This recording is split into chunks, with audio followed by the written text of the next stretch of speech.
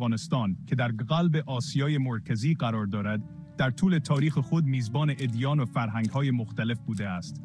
این سرزمین با تاریخ پیچیده و متنوع خود، مکان مناسبی برای شکلگیری و گسترش ادیان مختلف از جمله زرتشتیگری، بودیسم و اسلام بوده است.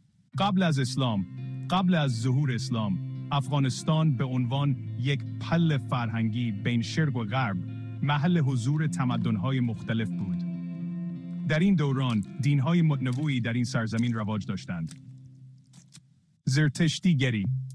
زرتشتیگری، یکی از قدیمی‌ترین ادیان دنیا، در افغانستان تأثیر زیادی داشت. این دین به پرستش آتش و اهورا مزدا، خداوند یکتا پرداخته و در مناطق مختلفی مانند هرات و بلخ رواج داشت. زرتشتی‌ها اعتقاد داشتند که جهان میان خیر و شر در حال نبرد است و انسان‌ها باید در این نبرد جانب خیر را بگیرند. بودیسم در قرون بعدی، در افغانستان گسترش یافت و به ویژه در دوران امپراتوری‌های یونانی و هندی به اوج خود رسید. بامیان یکی از مهمترین مراکز بودیسم بود و آثار تاریخی مانند مجسمه‌های بزرگ بودا در این منطقه همچنان از آثار ارزشمند تاریخ افغانستان به شمار می‌روند. بودیسم در بسیاری از مناطق شمال و غرب افغانستان مانند کابل و بامیان نفوذ داشت. ورود اسلام به افغانستان. اسلام در قرن هفتم میلادی پس از حمله اعراب به افغانستان وارد این سرزمین شد. به تدریج دین اسلام در سراسر افغانستان گسترش یافت و بسیاری از مردم به این دین جدید روی آوردند. با ورود اسلام تحولات فرهنگی، اجتماعی و دینی مهمی در افغانستان آغاز شد. اسلام شیعه و سنی. با گذشت زمان دو مکتب اصلی اسلام یعنی شیعه و سنی در افغانستان جایگاه خود را پیدا کردند.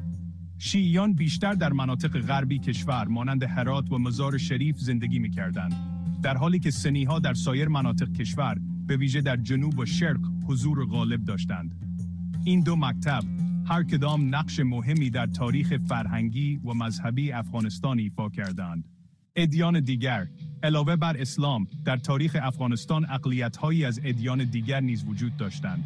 برای مثال، هندوها و یهودیان در برخی از دوره‌ها در این سرزمین زندگی می‌کردند و آثار مذهبی و تاریخی زیادی از این اقلیت‌ها در افغانستان باقی مانده است. هندوها به ویژه در مناطق شرقی و جنوبی افغانستان مانند کابل و قندهار حضور داشتند.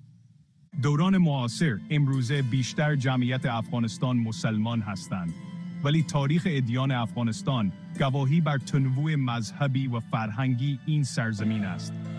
تنوع دینی در این کشور همواره در تحولات سیاسی و اجتماعی نقش داشته و تأثیرات زیادی بر فرهنگ و تاریخ افغانستان گذاشته است.